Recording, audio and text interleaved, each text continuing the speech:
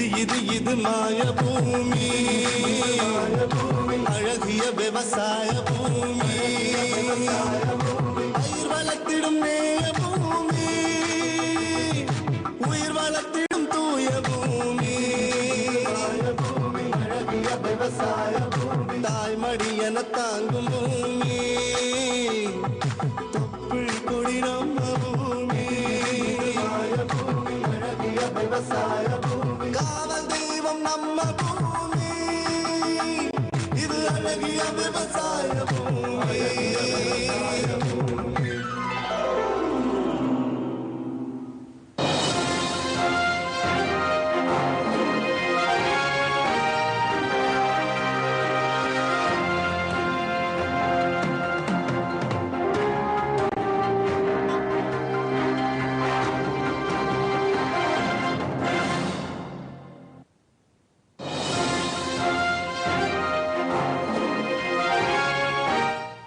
வணக்கம் நேயர்களே, இப்ப நம்ம இருக்கக்கூடிய பகுதி நாமக்கல்ல இருக்கக்கூடிய வேளாண் அறிவியல் நிலையத்திலிருந்து பேசிட்டு இருக்கோம்.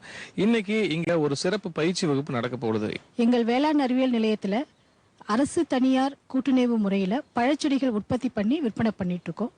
இதுல முக்கியமா மாஞ்செடிகள் குருத்து ஒட்டு முறையிலையும் மென்தண்டு ஒட்டு முறையிலும் நாங்க ஒட்டு கட்டி விற்பனை பண்ணிட்டு இருக்கோம். இப்ப நாமக்கல் மாவட்டத்தை பொறுத்த அளவுக்கு 2011 ஹெக்டேர் நிலப்பரப்புல மா சாகுபடி பண்ணிட்டு இருக்கு. இதில் நாமக்கல் மட்டும் இல்லாமல் சேலம், தருமபுரி, கிருஷ்ணகிரி மாவட்டங்கள்லேயும் மா அதிக அளவில் சாகுபடி பண்ணிட்டு இருக்கிறதுனால அதுக்கு தகுந்த முக்கியமாக தரமான மா நாட்டுகளை உற்பத்தி பண்ணி விற்பனை செஞ்சிட்ருக்கோம். எங்கள் வேளாண் அறிவியல் நிலையத்தில் இந்த திட்டம் 2011 நடைபெற்றுருக்கு. இந்த மென்தண்டு குருத்து ஓட்டு பண்ணுறதுக்கு முக்கியமாக இந்த மாங்கொட்டைகள் தேவைப்படும். இந்த மாங்கொட்டைகள் தருமபுரி, கிருஷ்ணகிரியில் உள்ள இந்த பல்பிங் இண்டஸ்ட்ரி, பழக்கூழ் தயாரிக்கக்கூடிய நிறுவனங்கள்லேருந்து இந்த மாங்கொட்டைகள் நாங்கள் வாங்கிட்டு வந்துட்டு அதை நாற்றங்கள் போட்டு அதுலேருந்து நாற்று உற்பத்தி பண்ணுறோம். இந்த நாற்று தான் இந்த வேர் செடிகளாக பயன்படுது ஒட்டுக்கட்டுகளுக்கு. இந்த நாற்றங்கள் உற்பத்தி பண்ணும்போது சில தொழில்நுட்பங்களை நம்ம பின்பற்றலாம். ஒன்று, வெளியிடங்கள்லையும் நம்ம இந்த நாற்றங்கள் போடலாம். இந்த மாதிரி நிழல்வலைக்குள்ளேயும் நாற்று உற்பத்தி பண்ணலாம். நிழல்வலைக்குள்ளே பண்ணும்போது முக்கியமாக நாங்கள் இந்த மின்தண்டு ஒட்டுக்கட்டுதல் பண்ணுறோம். இந்த மாதிரி நாமக்கல் மாவட்டத்தில் ரொம்ப வறண்ட சூழ்நிலை, அதிகமான வெப்பநிலை, குறைந்த மழை அளவு, அப்படி இருக்கும்போது இந்த ஒட்டுக்கட்டுதல் தான் அதிகமாக நமக்கு சக்ஸஸ் பர்சன்டேஜ் இருக்கும். இப்போ நாங்கள் நிழல்வலையில் பண்ணும்பொழுது இப்போ நாங்கள் ஜூன்லேருந்து பண்ணுறோம். இல்லை அதிகபட்சமாக 28லேருந்து 32 டிகிரி சென்டிகிரேட் வெப்பநிலை நிலவுது. ஈரப்பதம் 40லேருந்து 60 இருக்குது. காலையில் 9லேருந்து 6 மணி வரைக்கும் பார்க்கும்பொழுது இப்போ பார்த்தீங்கன்னா நாங்கள் 1.25 டன் இந்த விதையை வாங்கிட்டு வந்தோம். விதையை வாங்கும்போது 1 கிலோ விதையில கிட்டத்தட்ட 32 மாங்கொட்டைகள் இருக்கு. அப்படி பார்க்கும்போது 32மே இதில் முளைச்சிடாது. கிட்டத்தட்ட ஒரு 12லேருந்து 15 விதைகள் முளைத்து வரும். இந்த முளைப்பு ஏற்படுத்துறதுக்கு முக்கியமாக இந்த மாதிரி நம்ம நாற்றாங்கல் அமைச்சுக்கணும். நாற்றாங்கல் அமைக்கும் பொழுது இந்த நாற்று மேடையோட நீளம் ஒரு 17 அடி இருக்கும், அகலம் 6 அடி அகலம் இருக்கும். இதில் 1/2 அடி ஆழம் குழி எடுத்துட்டு முதல்ல தென்னை நார்க்கழிவு ஒரு 8 சென்டிமீட்டர் அளவுக்கு தென்னை நார்க்கழிவை பரப்பிடணும்.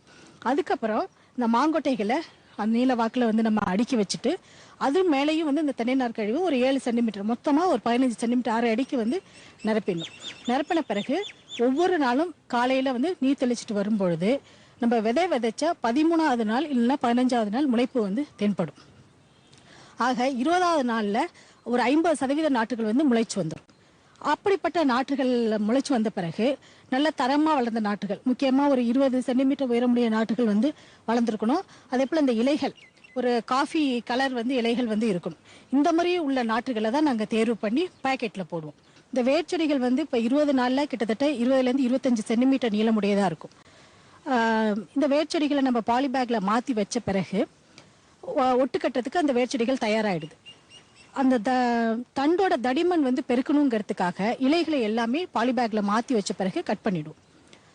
கட் பண்ணிவிட்டு அது புது தளிர்கள் திரும்ப துளுத்து வந்த பிறகு, அதாவது கட் பண்ணதுலேருந்து 1 வாரம் இல்லைன்னா 10 நாட்கள் ஆகும். இந்த சுதர்ஷன நிலையில் ஆன பிறகு வெட்டுக்குச்சிகள் முக்கியமாக இங்கே நம்ம வேளாண் அறிவியல் நிலையத்தில் 7 விதமான ரகங்கள் ஒட்டுக்கட்டுறோம். நீலம், அல்ஃபோன்சா, பங்கனப்பள்ளி, இமாம் பசந்த், சேலம், பெங்களூரா இந்த மாதிரி ரகங்கள் ஒட்டுக்கட்டுறோம். இதை வெட்டுக்குச்சிகள் எடுத்துகிட்டு வந்த பிறகு அதுக்குன்னு தயார் செய்யப்பட்ட வேலையாட்கள் எங்கள்கிட்ட இருக்கிறாங்க, அவங்கள வச்சு ஒட்டு கட்டிடும். ஒட்டு கட்டின பிறகு அதுக்கப்புறம் என்ன பண்ணுறதுன்னா அந்த பாலித்தீன் ஷீட், அந்த பாலித்தீன் ஷீட்டை போட்டு அந்த ஒட்டு கட்டின பகுதிகளை கவர் பண்ணிவிடும். அப்படி கவர் பண்ணும்போது என்ன ஆகுதுன்னா ஒவ்வொரு செடிக்குள்ளேயும் ஒரு மைக்ரோ கிளைமேட், அதாவது ஒரு அதுக்கு தேவையான வெப்பநிலை, ஈரப்பதம் அதுக்குள்ளேயே வந்து பாதுகாக்கப்படுது. அப்படி பாதுகாத்த பிறகு ஒரு 3லேருந்து 5 நாளில் முளைப்பு வந்துடும். வந்த பிறகு அந்த பாலித்தீன் கவர்கள் எல்லாத்தையுமே நாங்கள் நீக்கிடுவோம். இந்த மாதிரி உற்பத்தி செய்யப்பட்ட செடிகளை நிழல் வலைக்குள்ள 3 மாதங்கள் வைத்திருந்து அதுக்கப்புறம் தான் விற்பனை பண்ணுறோம். இதுதான் மென்தண்டு ஒட்டுக்கட்டுற முறையில் மாலை நாங்கள் கடைபிடிச்சிட்டு வர்றது. இந்த மெத்தடில் கடந்த 3 வருஷங்களில் நாங்கள் ஒரு 12,000 நாற்றுகள் மட்டுமே 7 ரகங்களை விற்பனை பண்ணிகிட்ருக்கோம். இந்த முறையில் ஒட்டுக்கட்டப்பட்ட செடிகள் வந்து எங்கள் வேளாண் அறிவியல் நிலையத்தில் விற்பனைக்கு இருக்குது. முக்கியமாக நீலம், பெங்களூரா, சேலம் பெங்களூரா, அல்ஃபோன்சோ, இமாம் பசந்த், பங்கனப்பள்ளி இந்த ரகங்கள் எங்கள்கிட்ட தயாராக இருக்குது. உங்களுக்கு ஏதாவது செடிகள் வேணும்னா எங்கள் வேளாண் அறிவியல் நிலையத்தை 042862663635 என்ற எண்ணில் தொடர்பு கொண்டு எங்கள்கிட்ட பெறலாம். இல்லை எல்லா ரகங்களுக்குமே ஒரே விலை தான், 50 ரூபாய் ஒரு ஒட்டுச்செடி அப்படிங்கிற அளவில் நாங்கள் விற்பனை பண்ணிகிட்ருக்கோம்.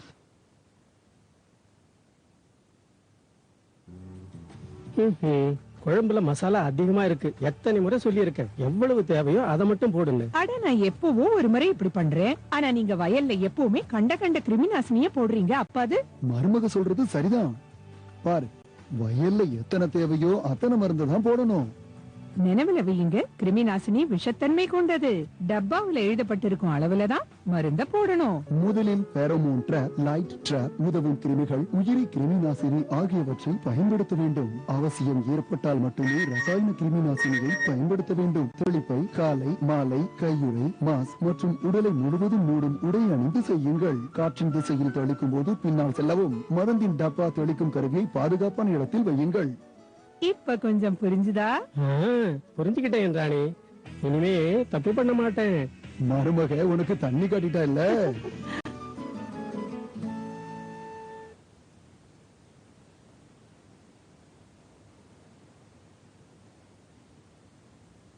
வணக்கம் நேயர்களே. இப்போ நம்ம கோவை மாவட்டம் சூலூர் வட்டம் பீடமல்லி கிராமத்துல ஜெயமணி அவர்கள் வந்து சொரக்காய் பயிரிட்டு இருக்காங்க. இந்த சொரக்காய் வந்து எப்படி அவங்க விவசாயம் பண்றாங்க அப்படின்னு சொல்லி கேட்கலாம். வணக்கம் ஜெயமணி அவர்களே. இப்போ நீங்க வந்து இந்த சொரக்காய் இந்த இதுல போட்டிருக்கீங்க, பந்தல்ல சொரக்காய் போட்டிருக்கீங்க. இதுல வந்து எப்படி உழவு பண்றீங்க? உங்க மண் வந்து என்ன மண்ணு? இந்த விதையெல்லாம் நீங்க எங்க வாங்குனீங்க அப்படின்னு சொல்லி எங்க நேயர்கள் கிட்ட உங்களோட கருத்துக்களை பகிர்ந்துக்கோங்க. இது வந்து செம்மண், டிராக்டர் வச்சு உழவு செஞ்சு கடையில் தான் விவசாயத்துக்கு விதை வாங்குற கடையில் வந்து வாங்கி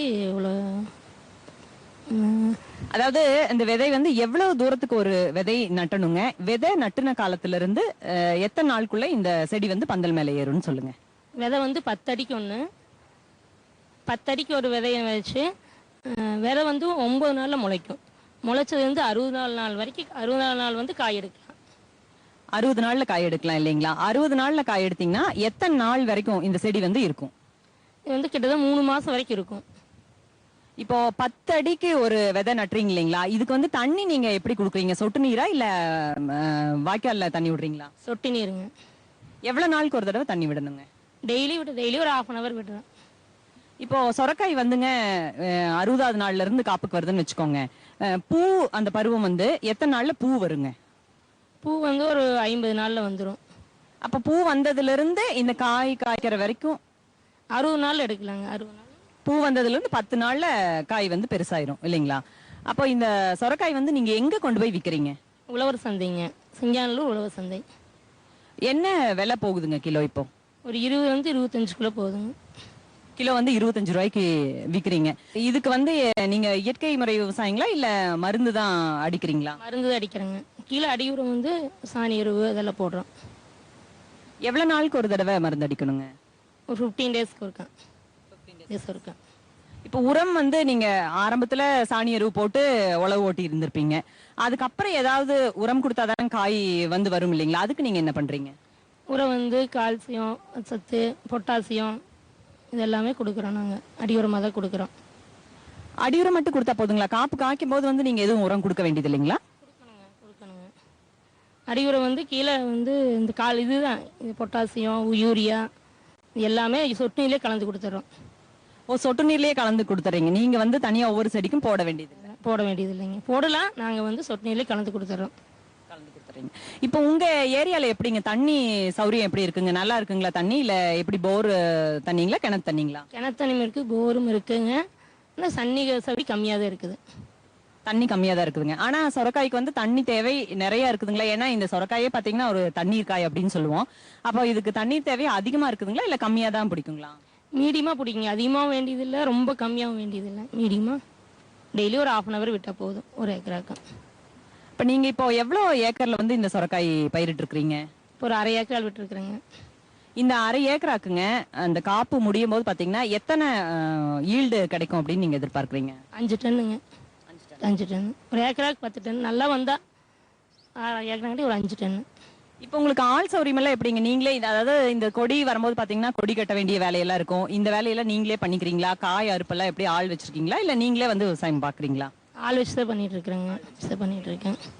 அதாவது ஆள் வச்சு பண்ணி இந்த தண்ணி விட்டு உரமெல்லாம் போட்டு எல்லாத்தையும் மீறி வந்து உங்களுக்கு இந்த விவசாயத்துல நல்ல லாபகரமான தொழிலா இருக்குது இல்லைங்களா? கிடைக்குங்க.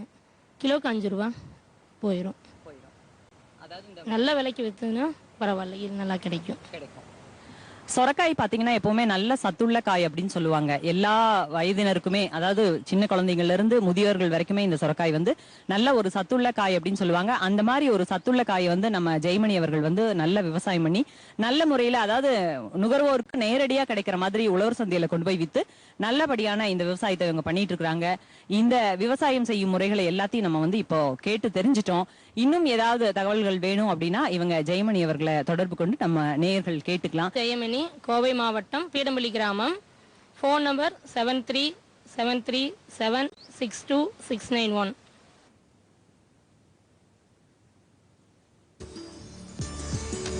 புதிய தொழில்நுட்பம் எல்லாருக்கும் பிடிக்கும்.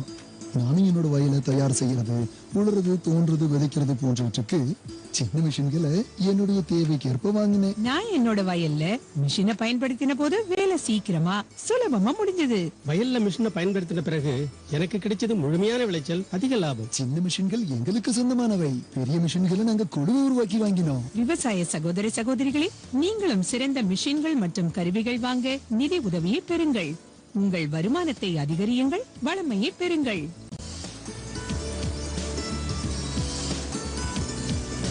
ஆயிடுச்சு.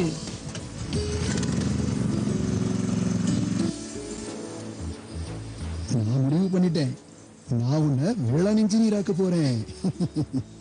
புதிய மிஷின்கள், புதிய கருவிகள் வந்தடைந்தன உங்கள் வாசலை. இவற்றின் மூலம் பெறுங்கள் மகிழ்ச்சி மற்றும் விளைச்சலை.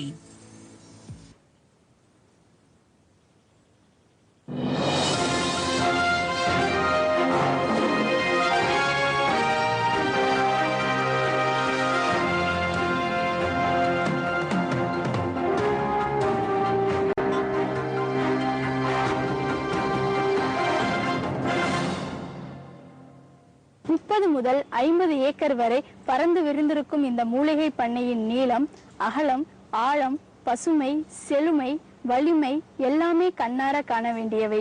எத்தனை வேளாண்மையாளர்களின் உழைப்பு, எத்தனை ஆண்டுகால உழைப்பு, எத்தனை ஆண்டுகால பராமரிப்பு என்று வியப்புதான் மேலெழுகிறது. பாருங்கள் வேளாண்மையாளர்களே. இது மினி கமலான்னு சொல்லக்கூடிய கமலா ஆரஞ்சு படத்தினுடைய சின்ன வெரைட்டிங்க. இது என்னன்னு கேட்டிங்கன்னா, அதே கமலாவோட சுவையும் இருக்கும், அதே புளிப்பு இருக்கும். இது ரொம்ப முக்கியமாக நம்ம ரசம்லாம் தயார் பண்ணுறோம். இந்த புளி வேண்டான்னு சொல்லக்கூடிய அளவுக்கு நான் உங்களுக்கு தகவல் கொடுப்பேன். அந்த புளி வேண்டான்னு சொல்லும்போது அதுக்கு மாற்றாக கொடுக்கும்போது இது நல்லா, அதுக்கு வந்து சரியான மாற்று பொருள். அதே சுவை, நல்ல சுவையோட புளிப்பு கிடைக்கும். உடலுக்கு ரொம்ப ஆரோக்கியம் மிக்கது. சிட்ரஸ் மிட்டிஸ்ன்னு சொல்லக்கூடிய ஒரு தாவரம் இதுக்கு பேர். இந்த தாவரம் சங்கன் குப்பின்னு சொல்கிறதுங்க, அல்லது பீச்சங்கன்னு சொல்லுவாங்க. இது ஒரு சிறந்த தோல் வியாதிக்கு அருமையான பொருளுங்க இது. அதே மாதிரி மூட்டு வலி தைலத்துலேயும் இதை போடுறோம். அதனால் ரெண்டு ரொம்ப சிறந்த பொருள். இது காயகல்ப மூலிகை வகை சார்ந்தது. இது காயகல்பம் என்றால் காயம் என்றால் உடல், கல்பம் என்றால் உறுதியாக்கக்கூடியது.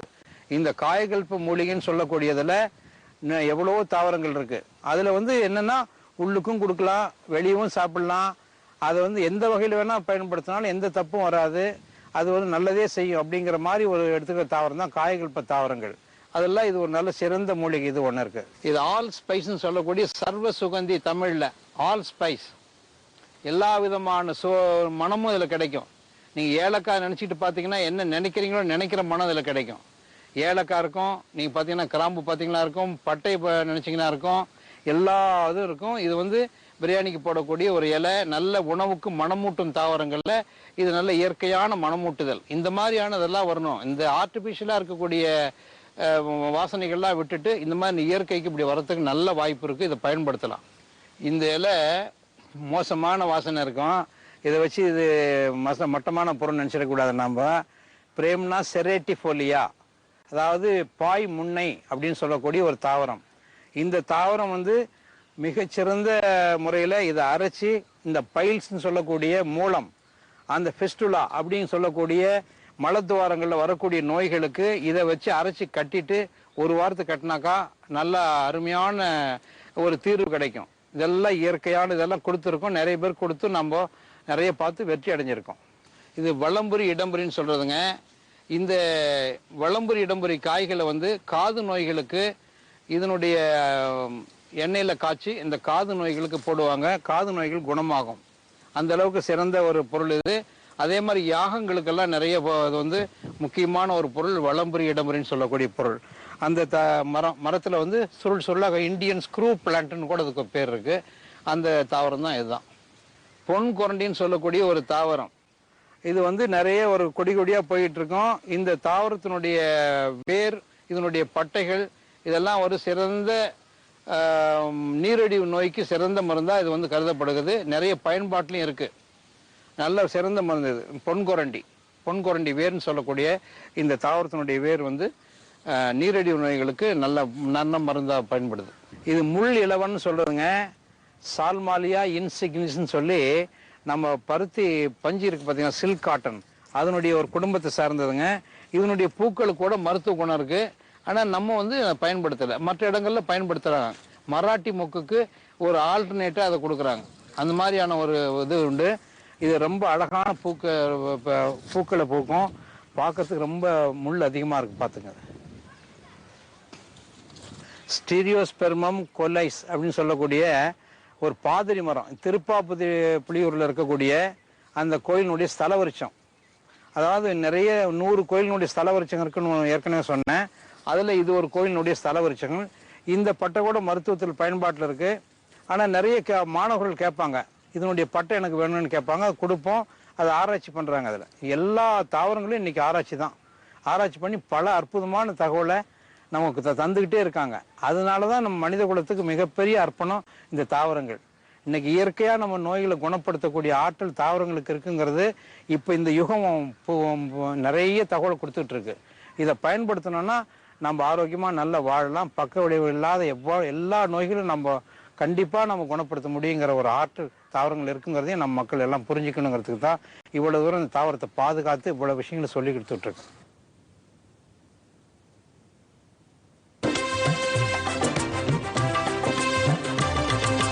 கூட்டுறவு வகையில் வளர்ச்சிக்கு அடியெடுத்தோம். மக்களின் வலிமையால் முன்னேறுவோம்.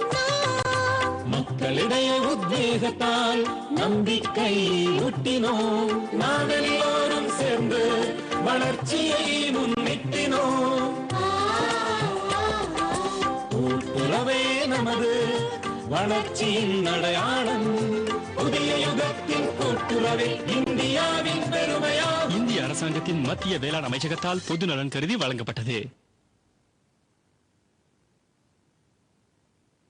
கார்டேனியா ரெசினிஃபெரா, அதாவது கும்பி மரம்னு சொல்லுவாங்க. இதனுடைய பிசின் எடுத்து பெருங்காயத்துக்கு தயார் பண்ணுறதுல இது கலக்குறாங்க.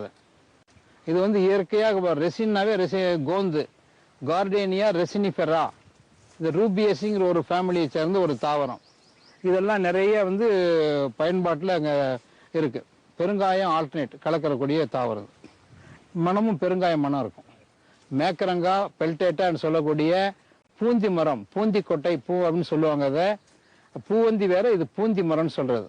இதெல்லாம் நல்ல அரிதான மரங்களை சார்ந்தது. இதெல்லாம் நம்ம வந்து பாதுகாக்கப்பட வேண்டிய மரங்களில் இதுவும் ஒன்று. லான்னியா கோரமண்டலிக்கான்னு சொல்லுவாங்க. ஒதிய மரம்னு சொல்லுவாங்க.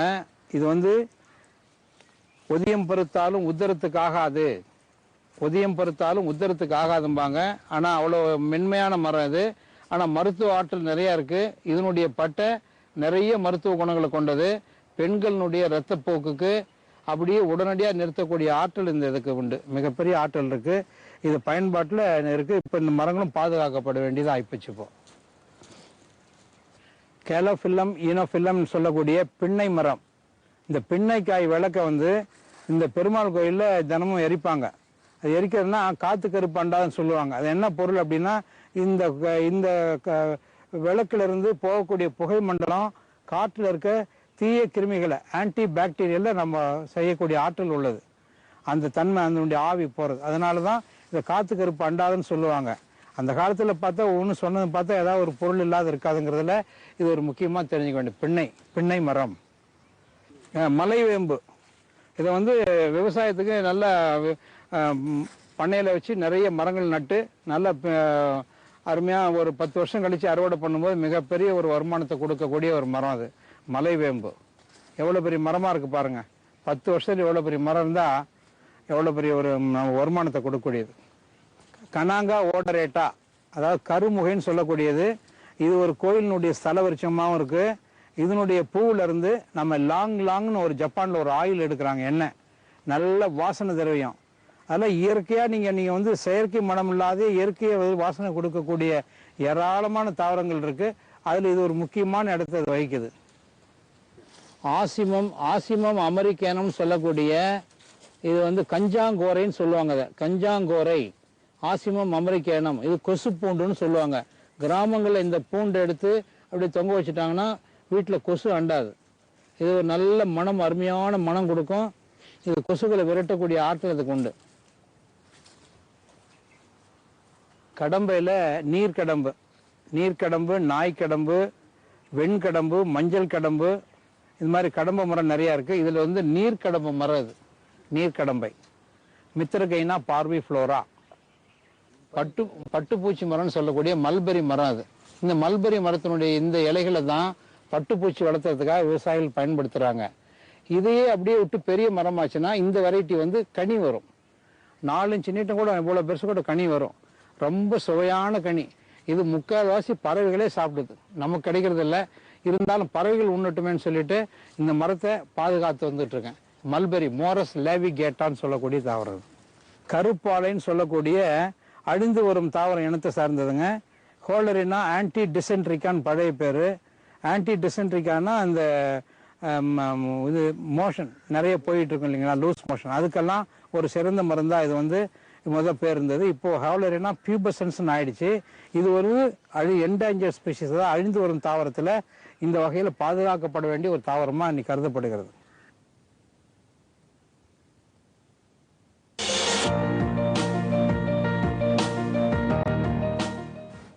வேம்பு கலந்த யூரியா. சிறந்த உற்பத்திக்காக வேம்பு கலந்த யூரியா நம் நாட்டிலேயே 70 லட்சம் டன்னாக அதிகரிக்க 6 ஆலைகள் சீரமைக்கப்படுகின்றன. FCIL-இன் கோரக்பூர், சித்ரி, தல்சர் மற்றும் ராமகுண்டம் ஆலைகள், HFCL-இன் பரௌனி மற்றும் BBFCL-இன் நாமருல் போர்ட் ஆகியன. பழம் நழுவி பாலில் விழுந்தது போல இப்பொழுது நம் நாட்டிலேயே வேம்பு கலந்த யூரியா உற்பத்தி செய்யப்படும். இதனால் விவசாயிகளுக்கு நன்மையே விளையும். 10% வரை தானிய உற்பத்தி அதிகரிக்கும். மண்ணில் 10 to 15% நைட்ரஜன் திறன் அதிகரிக்கும். சிறந்த உற்பத்திக்கு வேம்பு கலந்த யூரியா